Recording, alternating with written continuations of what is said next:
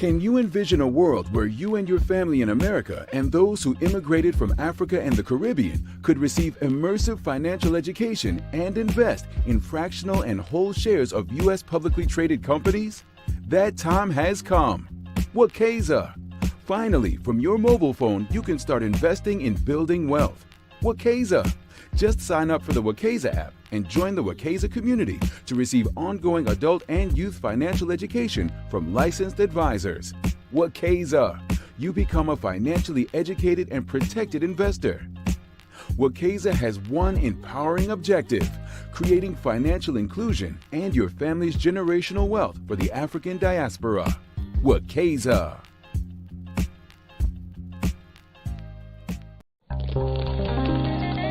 Money's scary.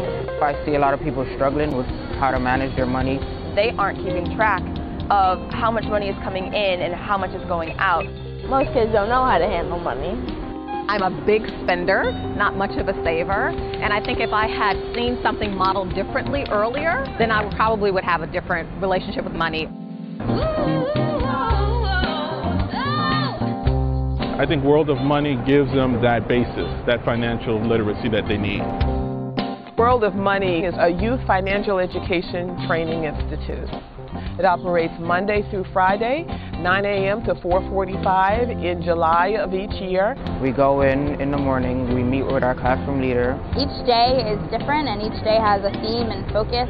So some days we'll be talking about banking, other days we'll be talking about stocks and bonds. I did learn a lot about credit scores, 401ks, gaining interest on money, making your money work for you, how to save your money, checkings accounts and savings accounts, and yeah, how to live a better life. My name is William and Law. Handling money is a big responsibility, and it should be held in the hands of a responsible person. Hi, my name is Rachel. I feel like I just graduated from business school, like real university business school. Just having role models like that come and share their knowledge with us is one example between, learning, gaining success, and then giving back. And it's just a straight, long time. Also, one of the cool things that our students learn is Mandarin Chinese. The 5 tenets of World of Money: learn, earn, save, invest, and donate.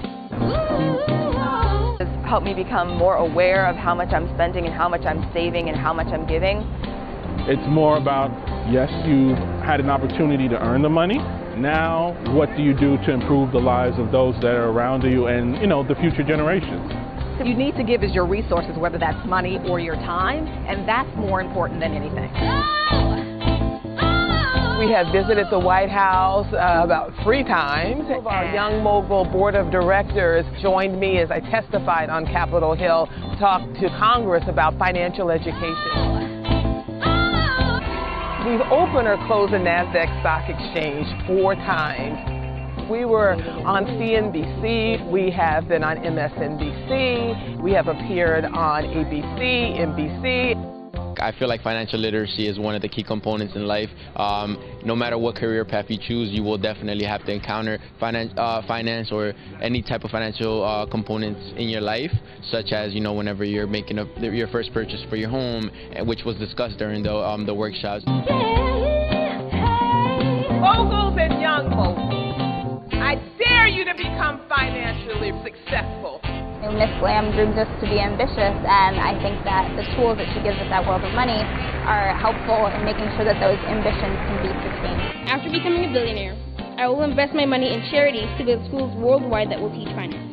It's an amazing program. It's done so much more than just teach me about money. It's taught me about being professional, about working hard, about success. It's worth the time and worth the energy, and I think that your children one day will thank you for it.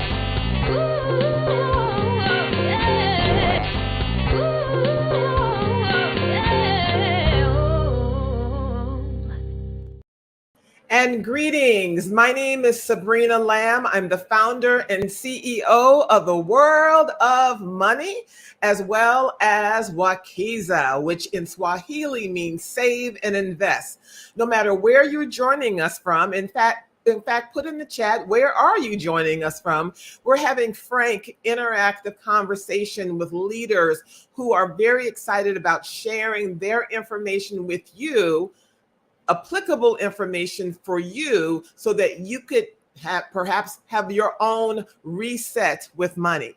Tonight, our very special guest, and here he is right now, is Mr. Eugene Mitchell, legendary Eugene Mitchell, who is Thank you. Woo! Hey there, Sabrina. Great to be here. I'm so excited. Well, wait a minute. Let me tell them about you, okay? Okay, go.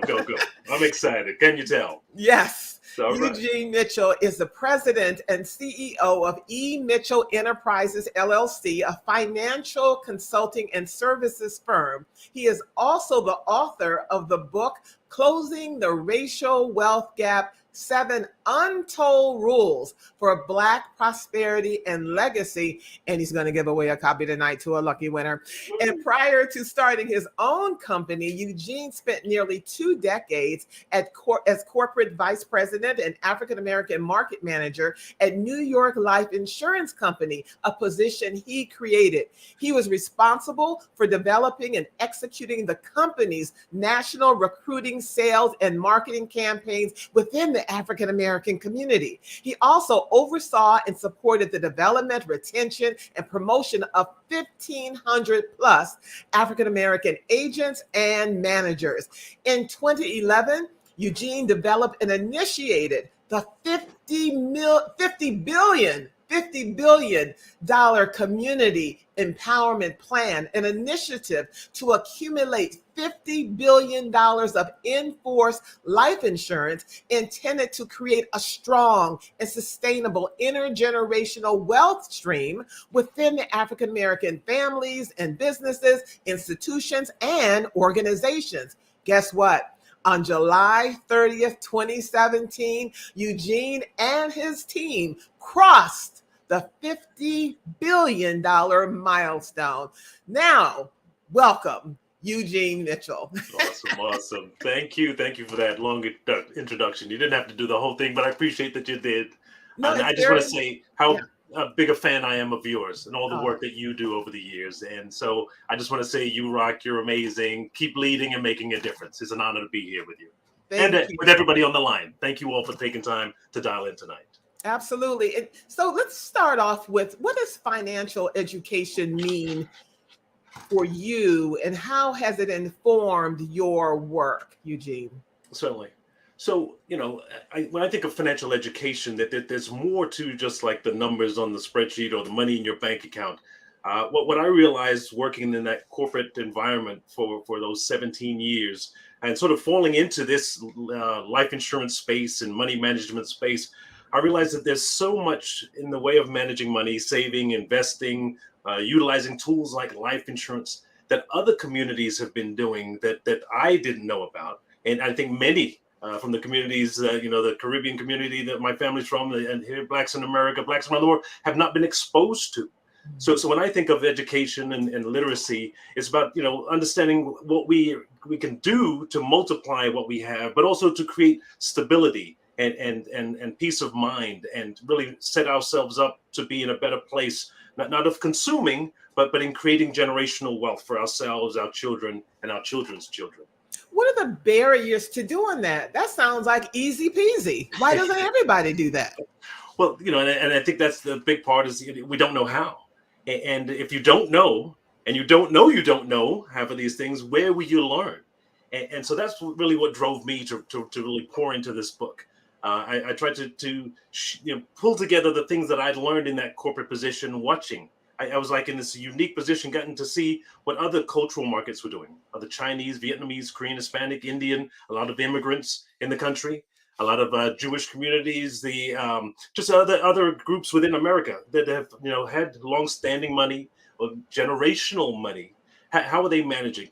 What are they doing with it? So that's what I wanted to pour in, especially the successes of that $50 billion campaign. What was it that we, what language did we use to get people to understand, this is what that means. I don't need to be turned off. I spent quite a bit of time years ago with Reverend Jesse Jackson. And he would talk about, growing up, he remembered his family would wrap the fish at the market in the stock pages of the newspaper. They weren't interested in it. It's nothing that we didn't feel was for us. So that's really what my passion has been about, what I think the opportunity and the potential is to share this education in a way that we get it, that we can understand it. I love the video you had, the young moguls, that they get it, that they understand it and want to be a part of it. Don't see themselves on the outside, but see themselves as just as worthy, just as credible and capable, and they want to be a part of it. We're coming to you in the chat, so get ready to post your questions. In fact, start asking now. So what is the difference between, or are they one and the same, financial security and generational wealth? So financial security is what I think about now, right? Financial stability, economic opportunity. So when over the last couple of years we had the COVID-19, obviously the three crises, we could say the health crises with COVID-19, we had the economic crisis with the crash of the market, and of course the social justice crisis. So when I think about those who lost their jobs or were put out or displaced or had the deaths in the families because of COVID, how were they set up versus being set back in those times of crisis? That's what I think about stability, right? When I think so many of us, especially in the Black community, are living in just sort of a perpetual state of surviving. And so when you lose a job, when your paycheck is late or something breaks in the house, we're in this place and space of trying to figure out what to do. So for me, security and stability is having resources to pull from, right? Understanding where to go to get the answers, to be in a place to be set up and be able to make it through. And even better, when the downturn in the economy, those who had money could buy into the stock market and then ride the wave back up. So they're able to take advantage of opportunities. So stability, opportunity is the first part I think about for me. And then, of course, my children, and when they eventually have their children, I want to leave something to them. And not only in the way of money, but in the way of what to do with it, how to properly manage it. So for me, that's that generational wealth and the prosperity piece. It's about, what are we teaching that they're not just going to go blow it and spend it, but they'll have it for access and opportunity for their lives to be better off in the future. What would you say to someone who is joining us this evening or listening through on all of the podcast platforms? I understand what you're saying. Intellectually, of course, it makes sense, but there's something within me that I'm not taking the actions to moving towards my own financial security and my own generational wealth. There's something stopping me. Sure. What should I do to address that, to unlock myself? Right. So let me jump in now a bit towards the book and what I wanted to share in this. Chapter 1 is know yourself, know your worth. Right. The idea, I think, for many of us in the Black community, we've never been made to believe that we have much value or much worth. Right. Let alone that we are multi-million-dollar assets. When you take it back to slavery days, there's folks knew how valuable we were, but I think by design, the forwarding on of taking away and trying to make us inferior and other folks superior had us believe that we don't have value. And so I think a lot of us, when it comes to money, are spending. Let me go on we need to figure a new way to consider our own value and worth. The story I like to tell was at this insurance company that I worked at.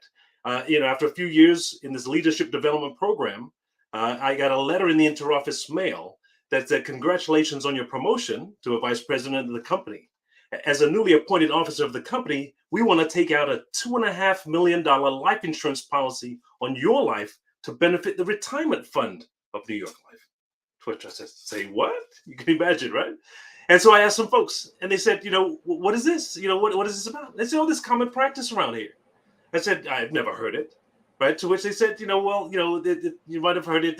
They call it corporate-owned life insurance, COLI. Banks do it called bank-owned life insurance. I said, never heard of it. They said, well, maybe in a small business they call it key man policies. Right? So we think of you as a key executive now. If anything happens to you, we want to have enough money in the business or in the church.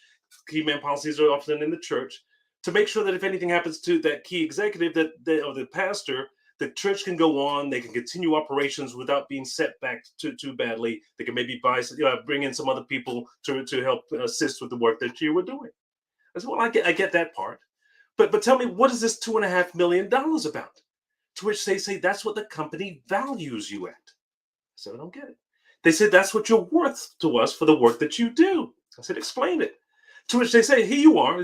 Well, the easiest way to do current value of you as an employee is to do a current value of your future earnings.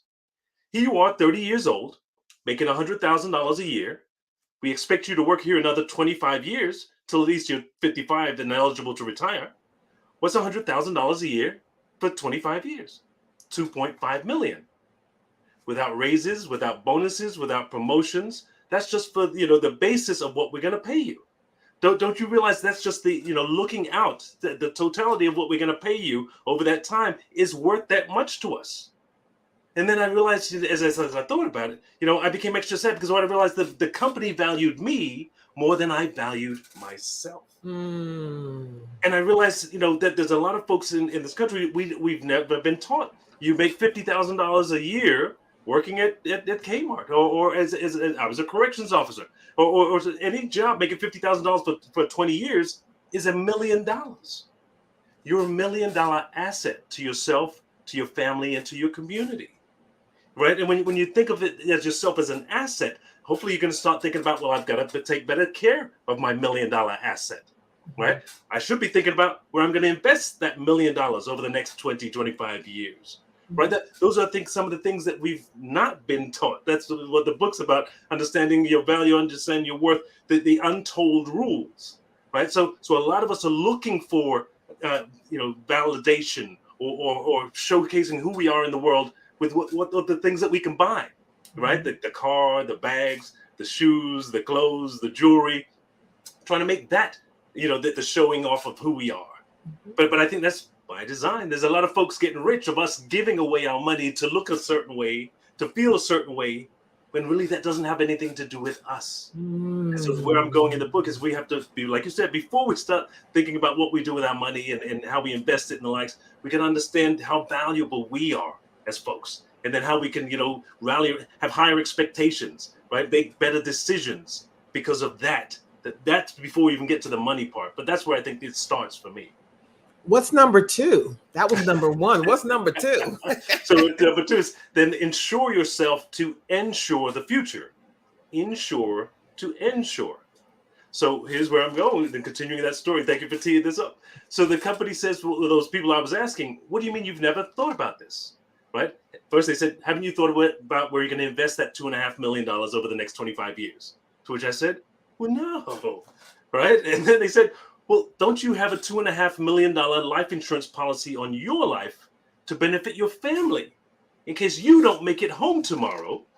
You get hit by a bus, COVID takes you out, that you get shot in some random shooting in the country. What will your family do to make up that $100,000 a year for the next 25 years that you won't be here to make? And I became extra sad because then I realized, same thing, I didn't know. I never thought about it this way. If anybody had ever asked me, do you have life insurance, especially as a correction officer, I said, yeah. I have 1 times my salary. That was $36,500.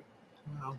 Very different from how the company was saying, this is how we see how you should use this tool. This is about your true replacement value. What is your value that you need to protect? If you had $1 million car, how much insurance would you have on the car? $1 million, right? You wouldn't have a $1 million Bugatti and get into an accident and they give you back a Hyundai, right? Or $1 million house, right? If you had a beautiful colonial house on the corner and you burnt down, you wouldn't want a single wide, trailer back, right? You want this true replacement value. What is your value? What do you need to start thinking about and protecting in case something happens or for when something happens? Because, that's the whole insurance piece. Don't know if you don't know, but we don't get out of life alive. Right. So other communities plan for using some of these tools to create this wealth, to make sure that they're passing something on. They're protecting their income, right? They can take the benefits for themselves through different ways of the policy, and then they can create that legacy, that inheritance that so many of us don't know, don't receive. But for many families and communities, that's how they're doing it. Eugene, what is the biggest misconception about insurance? Sometimes I feel in our community that it's just glazed over, it's minimized the power of it, as you've outlined. What's the biggest misconception about it? Sure.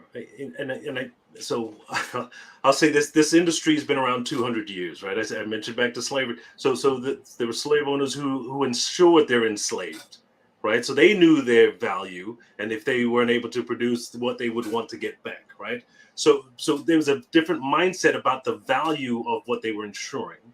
I think over the next 200 years, conveniently, as we know in American history, we've been excluded, we've been misguided, been taken advantage of in this insurance space, to the point that many of us today only think of life insurance as a tool for burial, covering the cost of the funeral, right? When you think back in many families, Big Mama had a policy. The insurance man would come around, he would collect a few dollars, but she was only sold a policy for a great homegoing, right? It wasn't about leaving something of significance for the family to be better off. And I think that's what we need to understand, the possibility, or like the major, like I said, misconception around insurance, that it's only for burial. Like that example I said, they said, you're worth $2.5 million. Are you protecting that in case you don't make it home?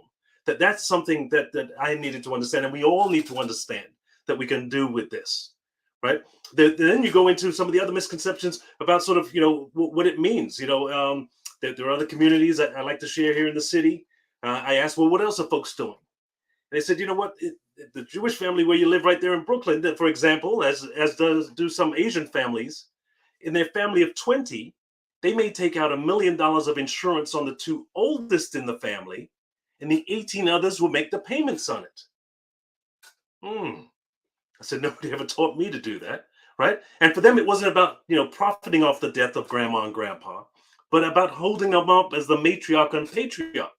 Because hopefully my $2.5 million, my family won't receive the next, the 40, 50, 60 years that I have left to live. But grandma and grandpa might pass in the next 10, 20 years. And so they say from that $2 million, we can figure out not how we're going to go buy cars and bags and shoes, but how we can invest that. Right? The brownstones over here that go for $1, $2, $3 million, they're in Harlem.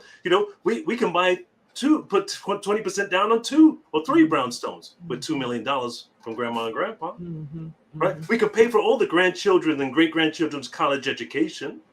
They don't have to have the student loan crisis. We're going to pay for that, right? We can make sure that they can start up, self-fund their own entrepreneurial businesses. These are some of the, like I said, misconceptions, because we shut off that, I only think about it for burial, or it's not for me, or I don't get it. I'm saying there are many levels and layers that other communities are using it for that we need to understand. And really, that's what drove that $50 billion campaign that you introduced in the beginning. That it was about us changing the conversation for our community around this tool. We're going to absolutely get into that, and definitely everyone that has any questions, please post them in the chat. And you also are eligible for a copy of Mr. Mitchell's best-selling book. But you touched upon something that, our community has been harmed by financial services, whether that's in the stock market or the Freedmen's Bank or life insurance.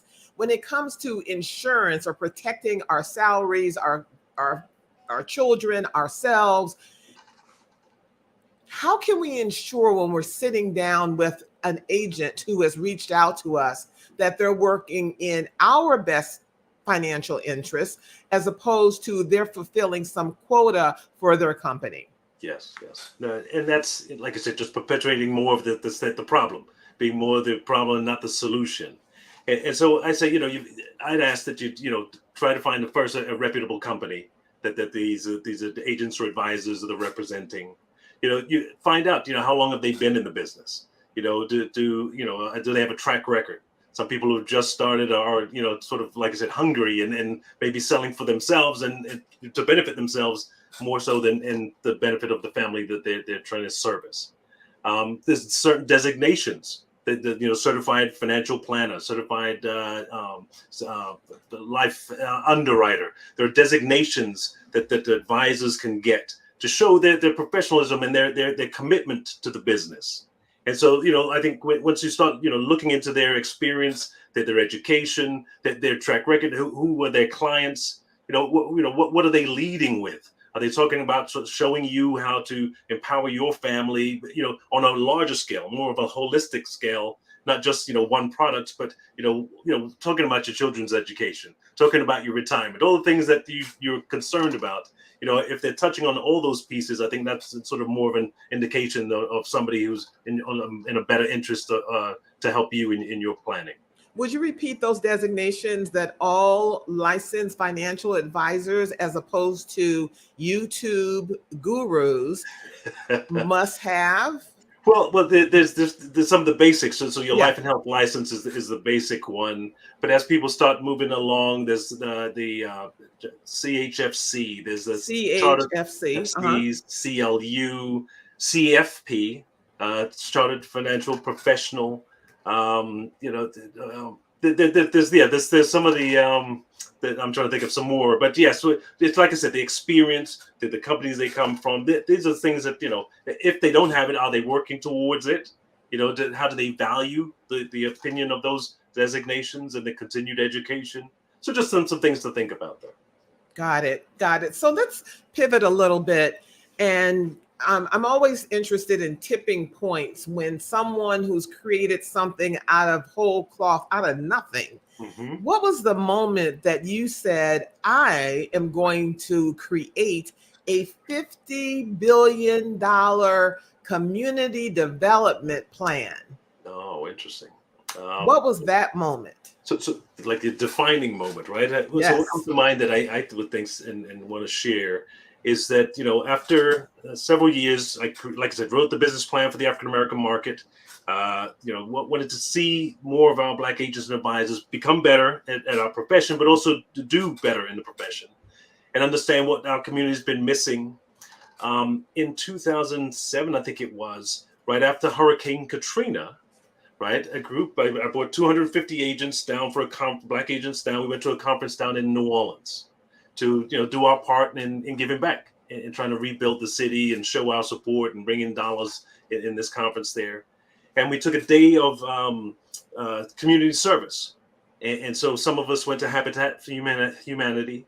Some went to a food bank. Another group of us went to an elementary school to clean up and sweep up and repaint the elementary school. That was really, a proud moment. And then a group went to a park. Where I'm going with, so we're all exhausted, get back to the hotel later in the day. And this white gentleman approaches me and says, "Oh, I work for the same company that you do. What are you doing here?" I said, "Oh, we're here with with the efforts, relief efforts." He's like, "Oh, great." I said, some of the things that we were doing. I said, "Well, what are you doing?" He's like, "I'm here helping to rebuild families, but I'm delivering checks, sizable checks back to the families who had life insurance, who had these cash values within them that they can borrow against." So what I realized was that, like, the defining moment, we were here sweeping and weeping, hoping that these folks would just be better off. And these other communities across the levee had resources tools that they were using to make sure that they not only be set up, they would be set up better than they were before.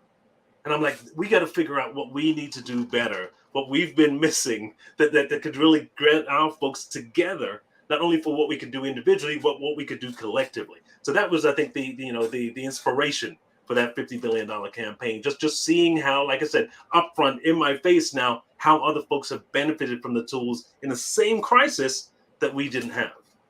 So what did you do next? So as I went to try to figure out what to do with this, I had found a study back in, I think, 2010 that said the wealth gap in America between the average Black family and the average white family was $236,000. Interesting. So I said, you know what? I've got an idea. What if every family had at least a $250,000 life insurance policy? Obviously, I'm talking about life insurance. The book is so much more than life insurance. I got lots of ideas but where I'm going, the company that I worked at, my passion in getting us here was around this tool. I said, what if every family had a $250,000 policy, whether you insured your parents, insured yourself, insured your children, maybe all three, but when somebody passed, it would at least help close the wealth gap for that family and put them on par with the other white families around them, right? And so I said, you know what? Well, this is the beginning of this. What if we could scale this up? What if we could get 200,000 Black families to value of owning at least $250,000 policy? Because 200,000 people with $250,000 of insurance will create $50 billion of get it, guaranteed, tax-free future income. And we're all going to pass at some point.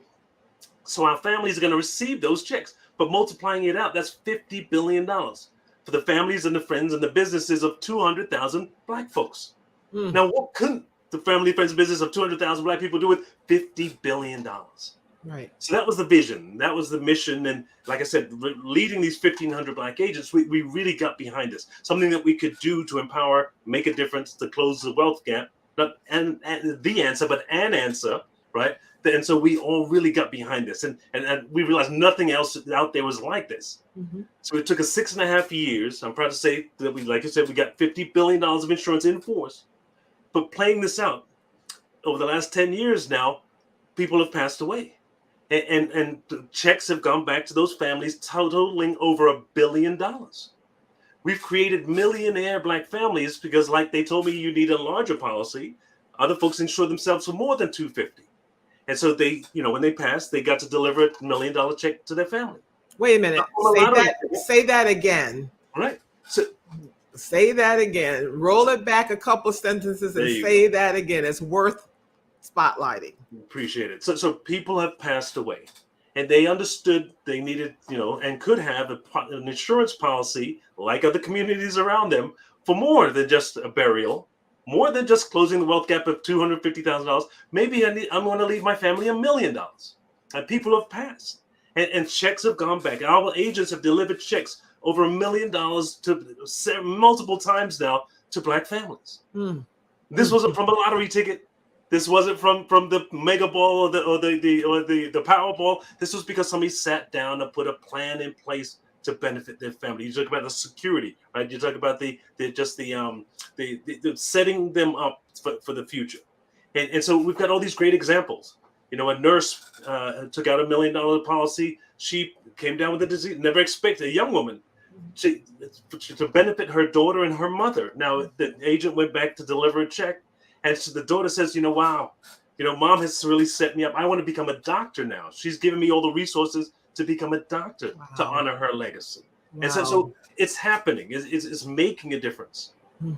Now, what kinds of insurance? There's different types of insurances. Yes. What were the most popular of those? That 50 billion represented how many families, businesses, and organizations? Right. And Also, what type of insurance product, so to speak, was most popular with those entities, people? Got it. So right before I go there, if I may, that was the vision mission movement for this campaign.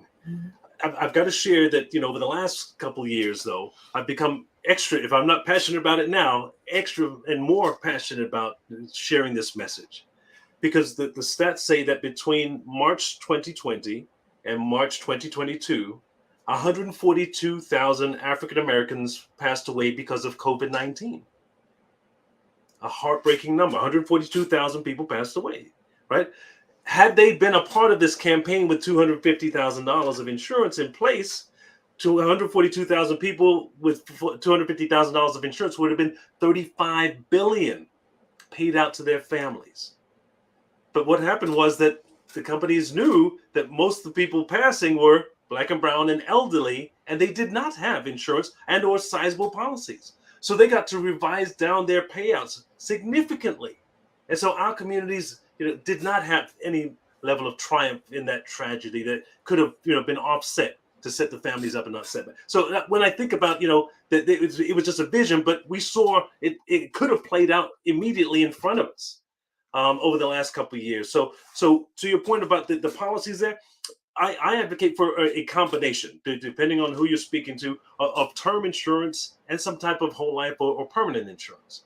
See, the term insurance for the 10 years, 20 years, 30 years is for a shorter period. And because you likely chance that you won't pass during that time, it's less expensive than the ones that are going to go for your whole life, and they ultimately have to pay out in the end, right? And so if you can get $1 million, you see the commercials for it, $1 million insurance on the young 35-year-old male for, $100 a month. That's part of what we're trying to share with families, but also because you're gonna get older and the term is eventually going to expire, right?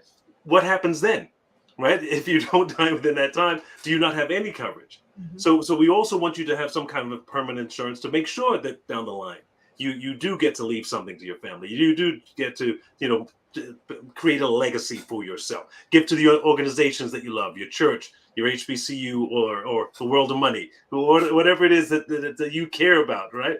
And so we were saying that it should be some kind of combination of both. So that way you can have a higher amount and also this, the guarantee of something permanent down the line. So if that helps, I think that's where I'd say sit with an agent or an advisor to get your actual numbers, but the what your need is, because I think everybody's financial situation is different, but that's the basic understanding that there should be some combination so I can at least cover the now and the future. And I should have said this at the beginning, everyone. So Eugene Mitchell is not here to sell you insurance. He's here to educate you about all the opportunities you can have with insurance and how you should engage or hire a representative for a particular insurance service, insurance product. The other reason why I say that is everyone that's invited on this podcast, Planet Wakeza and with World of Money, they're here to teach, because anyone that's selling you one particular thing of anything does not know your unique circumstances. They have to know everyone is different. So each one of you have different milestones, different priorities. Some of you have children, some of you have grandchildren, some of you don't have any children at all. You need to engage one-on-one with your own financial advisor and understand what is your risk tolerance as well and your financial situation. So anyone, anywhere that's selling you something without even knowing you should really kind of hesitate with that from engaging with them, because the first part of financial empowerment, inclusion is education. Knowing what we're doing before we even do it, even though that person, on the other side of the desk is very charismatic, you need to understand exactly how you're investing in your own life. Does that make sense, Eugene? Absolutely, and you're absolutely right, and that's really what this book was about. And my purpose for being here is all about the education, trying to share what we don't know, and in often cases don't know that we don't know.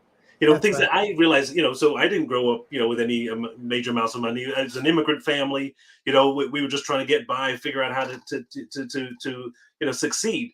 And so I had questions of my own, simple things that I try to touch on in the book, over the different chapters. I just jotted down a few things to share. Things like, my question was, what for the $1,000, the $5,000 I made this month, I know part of it's going to go to taxes.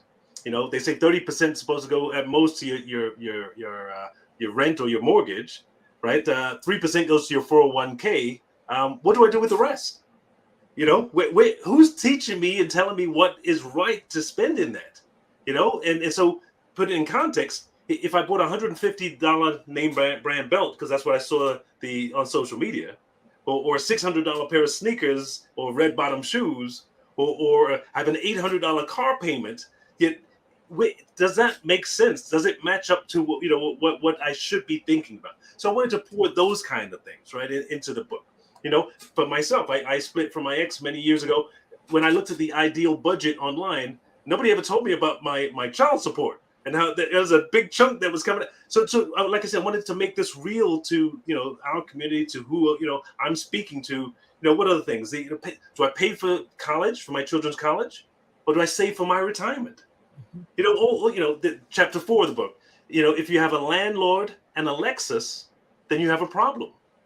I wanted us to think about things like that. If I'm driving a luxury car, but I'm renting, do I understand, depreciating assets versus appreciating assets? Right. So should I flip that? Should I find a way to drive a lesser valued car and own something that appreciates in value or do I stay where I am, paying somebody else's mortgage, making them wealthier? That's some of the topics of the book. Some of the things that I think, like I said, is the education that I didn't know where we would go, and from a credible source, somebody you could trust. And lastly, I would say these are things I'm teaching my children. My wife and I are trying to say, this is what we've done. This is what we understand. This is how we see it. And because I think that's a big part. Many of us aren't teaching the young ones. Right. And so the athletes, the entertainers, the social media, right? Reality TV becomes the guidepost. And that should not be what we're watching and taking it as advice from. So, sure. Now, I don't want you to give away all of this 7 Untold, because we want everyone to go get, except the lucky winner of all of them. But if you could talk about the, in 2017, Prosperity Now forecast that by 2053, the Black household wealth will hit 0. Is that real? I hate that statistic. There was another one that came out right before, said it's going to take Black people 228 years to catch up to the same level of wealth that white folks have now. I'd say, I don't know about you, but I don't have 228 years to figure this out, right? So I'd say we got to make it an urgent situation now for us, right? No, I would say not on my watch. And so where I go, just to say, we got to break it down and understand what this wealth gap is about. And I think there's 2 sides. There's one side, the historical factors to the wealth gap, right, in the Black community. 246 years of slavery, we didn't create any wealth. We were the property and wealth creators for someone else, right? Other communities. 100 years of segregation, separate and not equal. We weren't able to create, right? And when we did in a great scale, they bombed it and burned it, like in Tulsa, right? But past 60 years since the passing of the Civil Rights Act, like I said, there's been the redlining, the subprime loans, the GI Bill, all these things that have continued to disproportionately impact the Black community. Those are things that I think, like the government and corporations and reparations, remediate, they have to make up for the past. That's part of this. Those are out of our hands. Really, there's other people with control of that. So to your point on the stat, I say, what can we do in our time? What are the current contributors to the wealth gap today that I need to be aware of? And I think of 5 things. Here's go.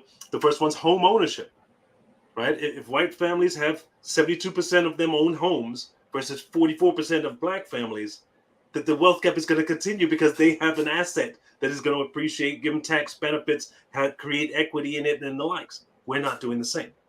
Home ownership. Household income, right? So some families have multiple folks in the household.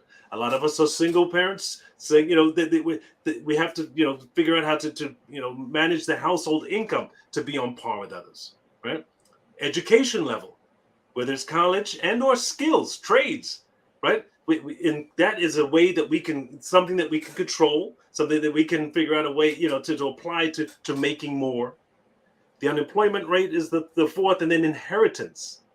I come back to the inheritance piece. The easiest, surest, and most cost-effective way to create an inheritance is with life insurance. So not for burial. Like I said, this is about passing on. If you would have received $50,000 from grandma when she passed, how different would your life have been? Right. 100,000, 500,000. See, that's what other communities I saw in that position, and I'm just like, "What? This is amazing."